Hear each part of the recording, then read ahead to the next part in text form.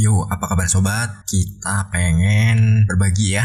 Jadi kita berbagi tentang uang lagi tentunya ya. Di sini kita pengen belajar ya. Kita belajar bareng di sini ya. Saya bukan menggurui, saya bukan mengajari, tapi kita belajar bersama. Ini kita belajar tentang sifat uang yang bisa kita ambil dan bisa kita jadikan pada diri kita supaya kita memiliki sifat yang sama. Jadi itu bisa memancing atau mengundang uang-uang untuk datang kepada kita dengan mudah dan dengan menyenangkan tentunya ya. Nah teman-teman bisa lakukan ini setiap saat dan lakukan di mana saja. Yang jelas tidak mengganggu aktivitas ya. Siapkan segala sesuatunya itu menjadi sebuah waktu yang khusus misalkan untuk kita menerapkan sesuatu tentang uang, afirmasi ataupun kita melakukan ya mungkin meditasi. Itu kita lakukan, jangan mengganggu aktivitas yang itu memang saat kita bekerja atau saat kita sedang menjalankan aktivitas rutinitas hari-hari ya. Jadi kita lakukan untuk waktu khusus. Tapi di sini yang kita bagikan itu adalah sesuatu yang bisa kita tanamkan pada pikiran bawah sadar kita. Jadi biar kita menjadi orang yang memang memiliki sifat yang kita ambil dari filosofi uang dan itu bisa kita terapkan dalam hidup kita. Kadang kita berpikiran bahwa uang itu adalah sesuatu yang mungkin ditakutkan orang lain atau kebanyakan orang atau diri kita. Namun kita perlu menanamkan pada diri kita bahwa kita ini bisa menjadi orang yang sangat luar biasa ya. Tentunya dengan memiliki karakter-karakter uang ini yang bisa kita jalankan ya. Biar kita terprogram menjadi seperti itu. Karena apa? Kalau kita udah terprogram seperti itu, nah itu akan jadi sesuatu yang selalu menguntungkan bagi kita. Uang tidak mengenal siapa kita kalau energi kita itu tidak sebanding atau tidak selaras dengannya. Jadi kita harus menyamakan. Dan kita mulai ya. Kita mulai dari ya kita menanamkan mindset bahwa kita selalu dicari. Wih, dicari siapa nih? Ya tentu saja dicari uang dan peluang. Karena dari situ kita akan menghasilkan yang namanya pos-pos sendiri nanti untuk uang ya. Karena peluangnya pasti berdatangan silih berganti dan tanpa kita rencanakan. Jadi mungkin tiba-tiba kita ada tawaran apa, ada kesempatan apa, yang di situ orang lain atau peluang yang mencari kita itu percaya kepada kita bahwa kita adalah seseorang yang memang dibutuhkan. Jadi memang selalu dicari. Nah, kenapa?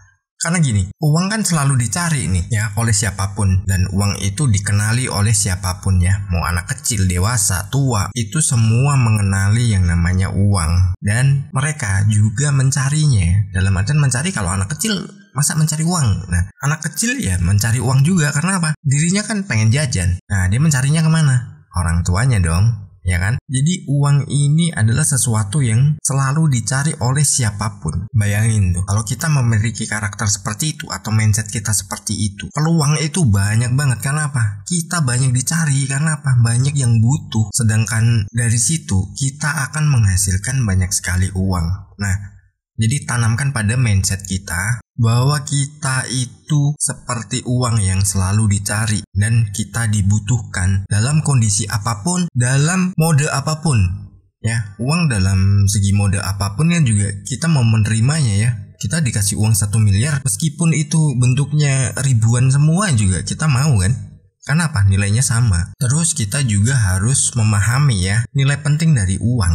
Nah, nilai penting dari uang ini apa sih?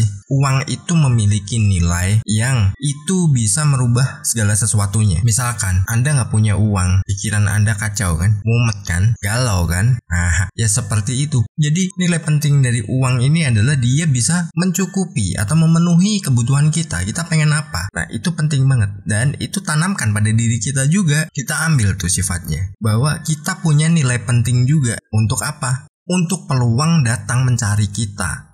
Nah, peluang ini bisa dari orang yang kita kenal, bisa dari mungkin kerabat, atau mungkin orang yang belum pernah kita kenal. Dia mencari kita, mungkin kita punya keahlian dan dia membutuhkan keahlian kita. Kita dicari dan akhirnya kita menjadi orang yang memang menjadi profesional dan dibutuhkan orang. Nah, itu kita punya nilai. Ya, bahasa bisnisnya adalah personal branding. Uang punya personal branding. Nilainya berapa? Dia punya personal brandnya masing-masing. Kita harus menentukan nilai kita kita ini berapa, nilai kita ini pantas dihargai berapa, apalagi isi kepala kita ya, maksudnya ilmu yang bisa kita jadikan itu adalah segala sesuatu yang bisa menghasilkan uang. Nah dari situ kita ini akan semakin dicari dan dibutuhkan karena kita punya nilai, terus akhirnya uang itu akan berdatangan dengan mudah kepada kita. Tapi ingat, rawat. Kalau kita nggak merawatnya ya dia bakal say goodbye ya, dia bakal pergi dari kita. Begitu juga dengan diri kita. Kalau kitanya misalkan orang yang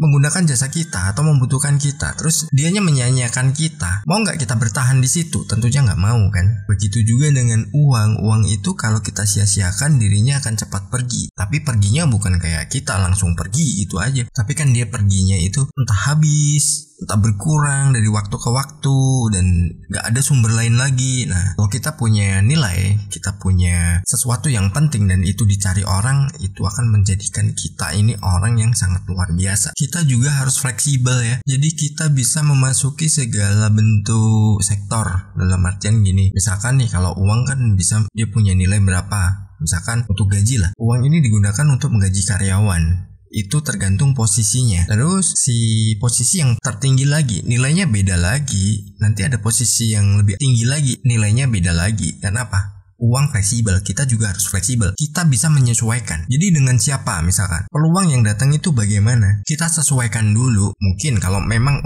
nilainya belum terlalu besar, tapi ini udah untung, ya udah ambil aja. Kita jadi seseorang yang memang bisa menyesuaikan dengan kondisi ya, situasinya juga kita juga harus menyesuaikan. Jangan misalkan nih kita punya jasa desain misalkan, terus ada orderan nih dari usaha sekelas UMKM. Gak mungkin dong kita kasih harga sesuai dengan corporate kan, mana dia mampu. Itulah fleksibelnya. Uang juga seperti itu, karena uang ini masuk ke sektor misalkan UMKM, dia justru berbeda dengan sektor yang itu bentuknya udah corporate. Nah itu fleksibel juga. Jadi kita harus seperti itu, kita menyesuaikan. Toh nanti akan ada peluang-peluang yang jauh lebih besar lagi dan itu bisa kita ambil, dan itu bisa menjadi sesuatu yang besar saat kita sudah yang namanya menyatu dengan energi uang. Keren pokoknya ilmunya ya. Kita harus fleksibel, kita harus bisa menangkap setiap peluang dan kita harus bisa memilahnya. Oh ini nilainya sekian, aku bisa masuk dengan nilai sekian. Begitu kita dapat yang lebih besar, ya udah kita tentukan nilainya jauh lebih besar lagi. Jangan seperti yang biasa, nanti ada corporate masuk ke kita hargai sesuai dengan UMKM. Ya bukan UMKM ini rendah atau gimana, tapi kan daya jualnya beda. Nanti kalau kita kasih harga segitu, malah justru kita nggak dipercaya ya sama si corporate yang nyari kita ini. Contoh deh, kita beli sebuah produk. Secara psikologis, orang berpikiran bahwa produk lebih mahal itu kualitasnya jauh lebih bagus. Ya, seperti itulah kita. Dengan kita memasang harga dengan fleksibel, itu orang akan tanam yang namanya trust. Jadi dia lebih percaya ke kita dan ini bisa. Dan itu menghasilkan banyak pundi uang yang masuk ke dalam rekening kita. Semoga terharu. Bye-bye.